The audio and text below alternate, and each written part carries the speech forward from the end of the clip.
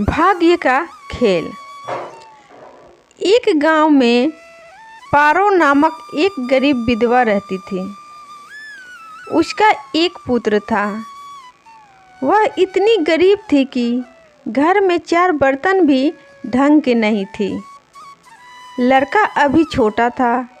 पारो ने बड़े प्यार से उसका नाम नसीब सिंह रखा था, मगर वह इतना बदनसीब था कि उसके पैदा होने के कुछ समय बाद ही एक बीमारी से उसके पिता की मृत्यु हो गई।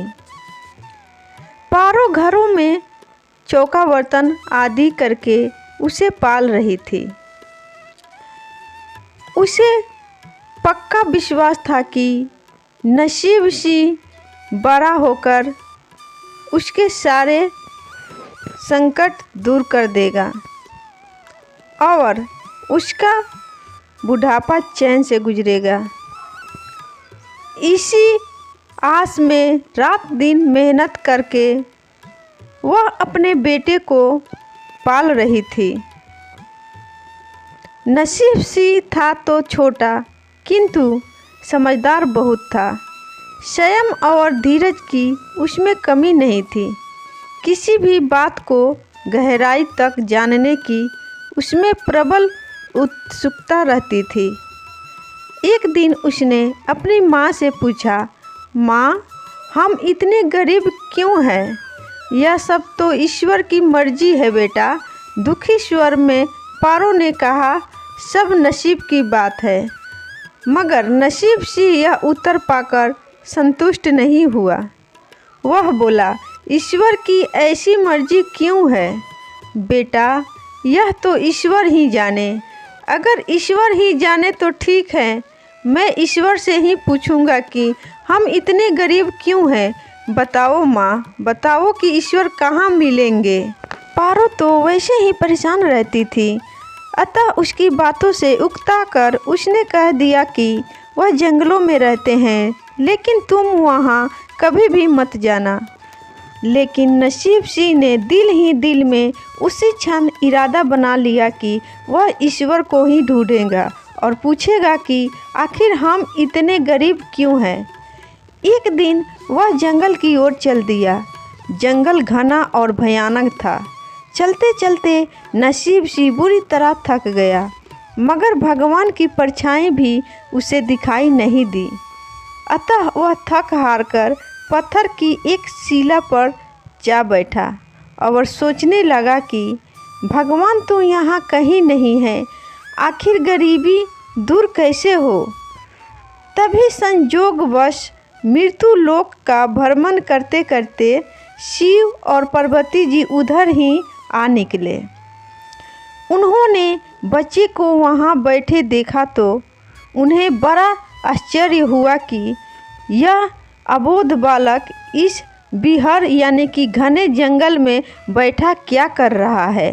भगवान शिव ने बालक से पूछा, तुम कौन हो बालक, और इस जंगल में बैठे क्या कर रहे हो? बालक बोला, मैं ईश्वर को ढूंढ रहा हूँ। ईश्वर को? पार्वती जी चौंकी और पूछी, मगर क्यों? ईश्वर से तुम्हें क्या काम है? बालक बोला, मैं उनसे पूछना चाहता हूँ कि हम इतने गरीब क्यों हैं? दूसरों की तरह हम पर भी भाग्य की कृपा क्यों नहीं है? नसीब सिंह ने निर्भीकता से उत्तर दिया। माता पार्वती और भगवान शिव उस बच्चे का साहस देखकर बहुत प्रसन्न हुए। माता पार्वती तो करुणा की सागर है। उन्हें उस बच्चे पर बड़ी दया आई और भगवान शिव से मुखातिब होकर बोली, प्रभु, इस बालक का कुछ कीजिए। हम कुछ नहीं कर सकते पार्वती, क्योंकि इसके भाग्य में यही सब लिखा है।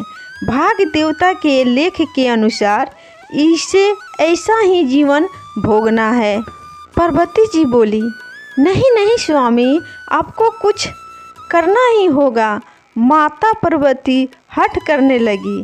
जिद ना करो पार्वती, यदि हम उसे कुछ दे भी देंगे तो वह इसके पास नहीं रुकेगा। इसे वैसे ही जीवन जीने दो जैसा भाग्य देव चाहते हैं। नहीं प्रभु, इसकी गरीबी दूर करने के लिए आपको इस पर कृपा करनी ही होगी। जब माता पार्वती जिद करने लगी तो भगवान भोले शंकर ने बच्चे को एक हार दे दिया। हार पाकर नसीब सिंह बहुत प्रसन्न हुआ और खुशी खुशी अपने घर को चल दिया। माता पार्वती संतुष्ट थी कि उन्होंने एक अबोध बालक की मदद की और अब उसके दिन सुख से कटेंगे। लेकिन त्रिकालदर्शी भोले बाबा जानते थे कि यह हार उसके पास रहेगा ही नहीं। चलते चलते नसीब सिंह के पेट में अचानक दर्द उठा और वह शौच के लिए इधर उधर देखने लगा। उसने भगवान शिव का दिया हार पत्थर की एक शिला पर रख दिया और झाड़ियों के पीछे चला गया। तभी एक चील कहीं से उड़ती हुई आई और उस हार को उठाकर उड़ गई। अरे मेरा हार! सब कुछ भूलकर लड़का चील के पीछे भागा, मगर कब तक वह चील का पीछा करता, कैसे पकड़ता उसे। एकाध बार पत्थर उठाकर उसने चील को मारने की कोशिश की, किंतु चील अधिक ऊंचाई पर थी। कुछ ही पलों में चील उसकी नज़रों से ओझल हो गई तो वह बड़ा दुखी हुआ और रोते रोते अपने घर की ओर चल दिया। घर पहुंचकर उसने माँ को सारी बात बताई, मगर पारो को उसकी बात पर बिल्कुल भी विश्वास नहीं हुआ। हाँ, उसकी बात सुनकर थोड़ी सी उदास अवश्य हो गई, लेकिन नसीब सिंह माँ की उदासीनता देखकर हतोत्साहित नहीं हुआ। उसने मन ही मन निर्णय लिया कि वह कल फिर वही जाएगा और भगवान शिव पार्वती को अपनी विपदा सुनाएगा। उसका विश्वास था कि भगवान शिव उस धूर्त चील को अवश्य ही दंड देंगे। भगवान शिव ने पार्वती से कहा, देखो उसके पास कल वाला हार नहीं रहा, उसे एक चील ले उड़ी है और दूसरा हार पाने एवं उस चील को दंड दिलवाने की इच्छा के लिए वह लड़का आज फिर आया है। पार्वती जी ने फिर भगवान शिव से प्रार्थना की, आप चाहे चील को दंड दे या ना दे, किंतु इस लड़के की सहायता करके इसकी निर्धनता दूर करे प्रभु। हम अब कुछ नहीं कर सकते देवी, यदि तुम जिद करती हो तो हम ब्रह्मा जी से कहते हैं, वही इस बालक की कुछ सहायता करेंगे। कहकर भगवान शिव ने ब्रह्मा जी को बुलाया और सारी बात बताकर आग्रह किया कि आप ही इसकी कुछ मदद करें। तब ब्रह्मा जी ने लड़के को हीरे की एक अंगूठी दे दी। लड़के ने अंगूठी जेब में रखी और खुशी खुशी अपने घर चल दिया। उसने सोच लिया था कि वह अब एक पल के लिए भी अंगूठी को अपने से अलग नहीं करेगा। चलते चलते अचानक उसे प्यास लगी।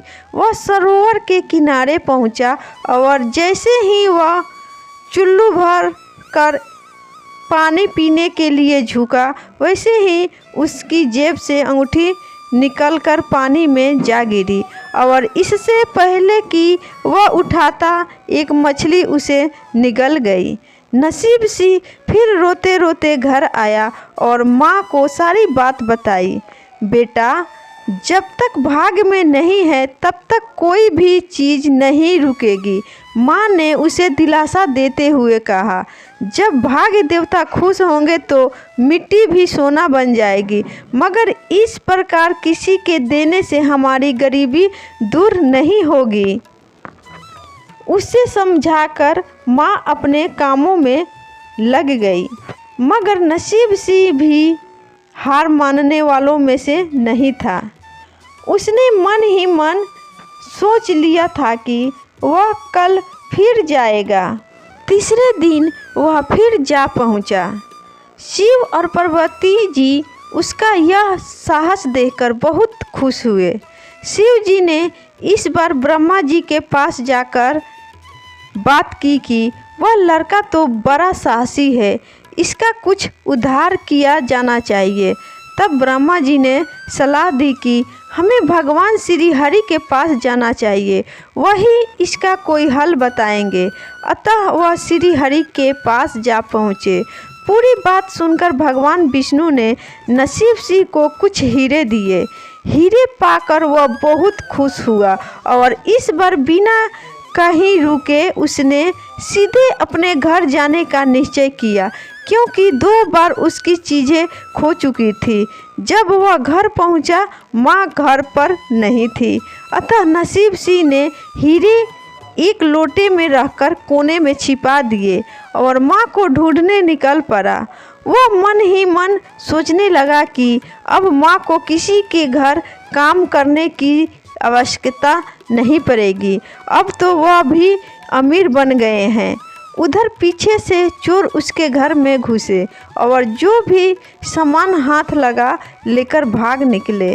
उस सामान में लोटा भी था जिसमें हीरे रखे थे। जब वह माँ के साथ वापस आया तो देखा कि हीरे गायब थे। इतना ही नहीं, घर का दूसरा सामान भी गायब था। अब तो उसकी माँ को बहुत गुस्सा आया। वह बोली, क्यों मुझे नई नई कहानियाँ सुनाकर पागल बनाते हो? सारा दिन आवारा की तरह इधर उधर भटकते रहते हो और शाम को पिटाई के डर से कोई नई कहानी सुना देते हो। माँ की डांट सुनकर लड़का रोने लगा। वह तो केवल वही जानता था कि जो कुछ भी उसने बताया था वह सत्य है। डांट खाकर लड़के की हिम्मत और बढ़ गई और अगले दिन वह फिर उसी स्थान पर जा पहुंचा। भगवान भोले शंकर सोचने लगे कि इस पर इतनी मुसीबतें पड़ी लेकिन इसने हिम्मत नहीं हारी। इससे वह बहुत प्रसन्न हुए और भाग्य देवी के पास जाकर बोले, यह लड़का बहुत ही साहसी, हिम्मती और धीरज वाला है। ऐसा व्यक्ति अभागा नहीं हो सकता, इसे कुछ दे दो। आज्ञा पाकर भाग्य देवी ने नसीब सिंह को सोने का एक सिक्का दे दिया। सिक्का लेकर नसीब सिंह खुशी खुशी अपने घर को चल दिया।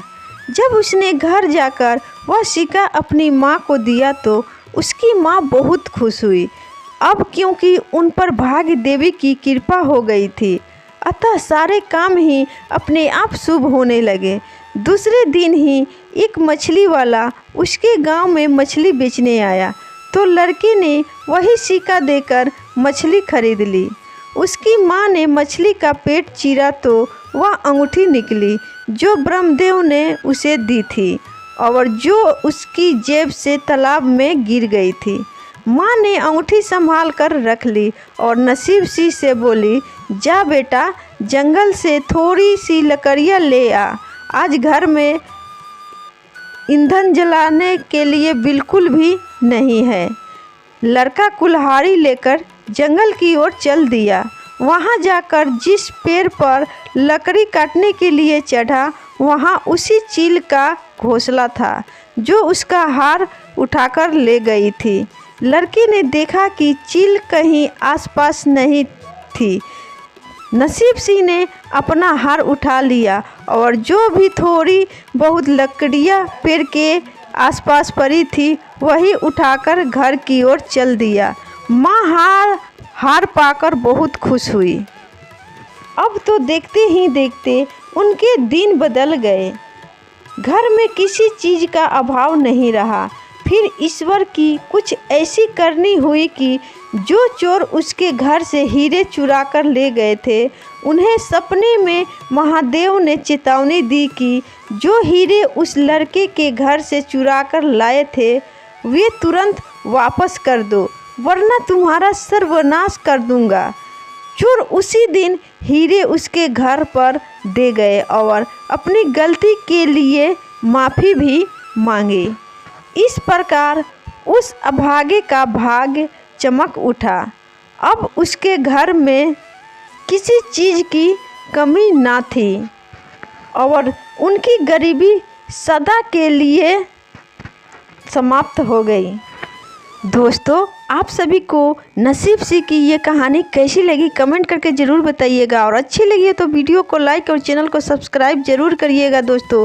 और माता पार्वती और शिव जी से अनुरोध करूंगी कि ऐसा ही सासी बालक हर घर में दे और भगवान ऐसे ही कृपा हम सभी पर बनाए रखे।